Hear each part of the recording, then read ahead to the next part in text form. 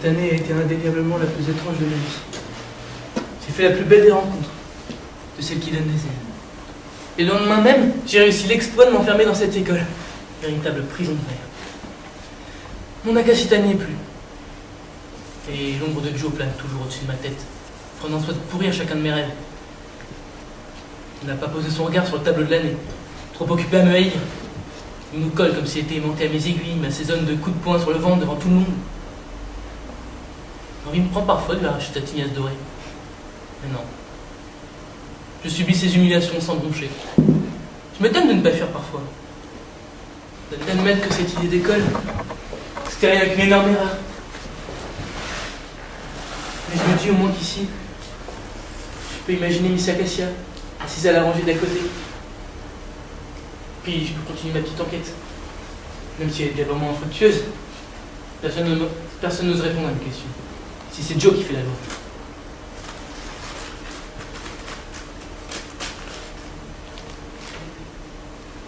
Arthur.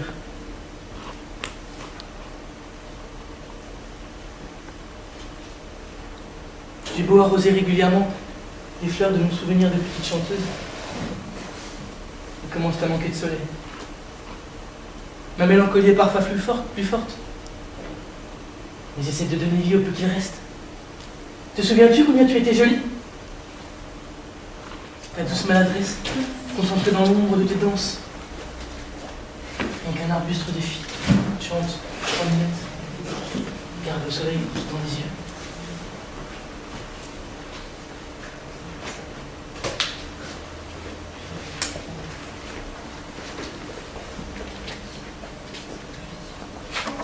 Chacun de tes gestes est une rime. Chaque note, un quatrain. Et chaque battement de cils, un poème sans fin.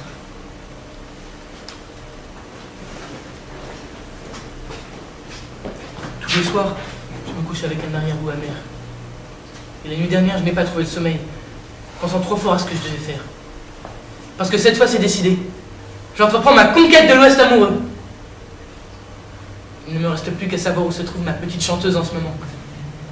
Et la seule personne capable de répondre à cette question, c'est Joe. J'ai regardé l'aube décalquer ça. J'ai regardé l'aube décalquer les ombres sur mon tic-tac. Me transportant face à lui. Et terminé. Ah oui. Akashita! Non! Tu as embrassé Joe!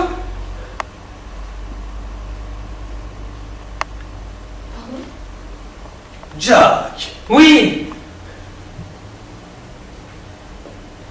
Jack, mais comment peux-tu croire une chose pareille? S'il te plaît, Akashita, ne me mens pas. Tu crois vraiment que je pourrais retourner avec lui? Tu crois que je pourrais te faire ça? Mais tu ne comprends rien, ma parole. Je crois ce que je vois, et tu l'embrassais!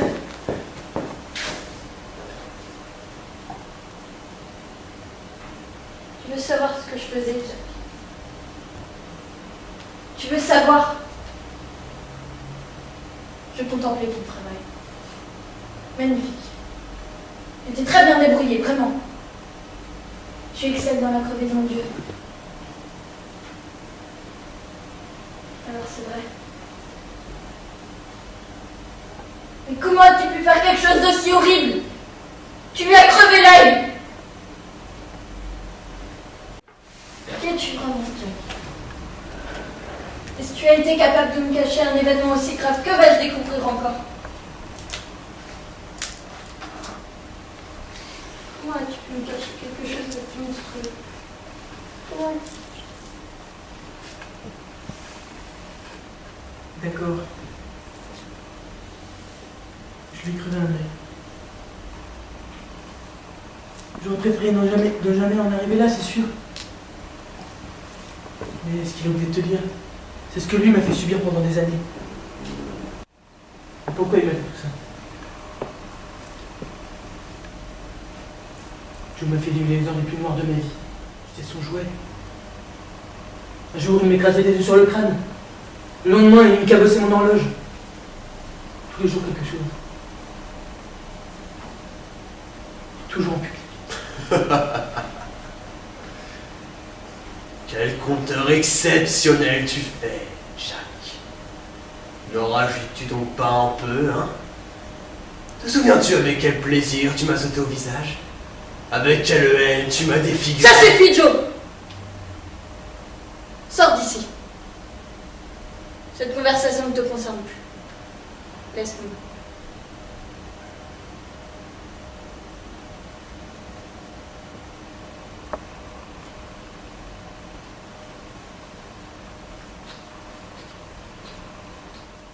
Te souviens-tu de notre première rencontre?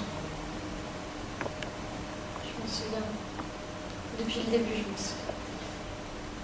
À l'instant où je t'ai trouvé dans ma loge, j'ai su que c'était toi. La seule personne qui osait nous donner la réplique, comme dans une comédie musicale extraordinaire. Petit garçon étrange de mes 10 ans. Celui qui dormait au fond de mes souliers. C'était bien toi. T'en souviens? Tu te souviens comme nous étions dans notre bulle?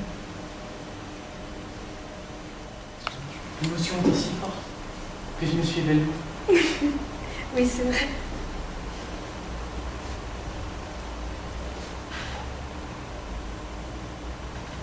Et puis ce jour, je n'ai pas cessé de rêver de te retrouver. J'ai supplié de Madeleine de m'inscrire à l'école, pensant que tu y serais. Mais à ta place, j'ai eu le droit à Joe, qui a cristallisé toute sa frustration sur moi. J'ai subi ses attaques pendant toute une année.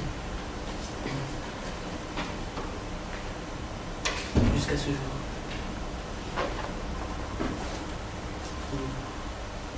Il a décidé de m'arracher la chemise. Pour que je me retrouve devant toute l'école. Pour que je me retrouve torse nu devant toute l'école. Il a voulu ouvrir mon horloge pour m'humilier un peu plus. Et pour la première fois, je ne me suis pas laissé faire. Nous nous sommes battus et ça s'est mal terminé. J'ai alors fui Édimbourg, direction l'Andalousie. Et ça m'a dit à avant. Je voulais te revoir. C'était mon seul rêve.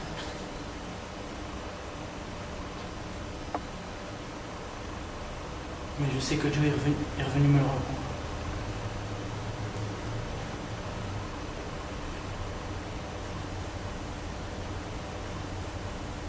Il fera tout pour te détourner de moi. Et il a déjà commencé. Jack, tu crois vraiment que je pourrais retourner avec lui? Ce n'est pas toi que je m'en veux. Mais sa faculté à entamer la confiance que nous établissons peu à peu entre nous. Il sait combien tu en tires. Il sait allumer les mèches de tes cheveux qui sont reliés à ton cœur de grenade. Il sait combien le mien est fragile. Tu n'as rien de fragile. Toi seul es capable de nous faire vivre des instants aussi magiques. Je ne sais plus. Je ne suis pas certain d'avoir ce pouvoir-là. Jack, mais bien sûr que si. J'ai pourtant l'impression du contraire en ce moment.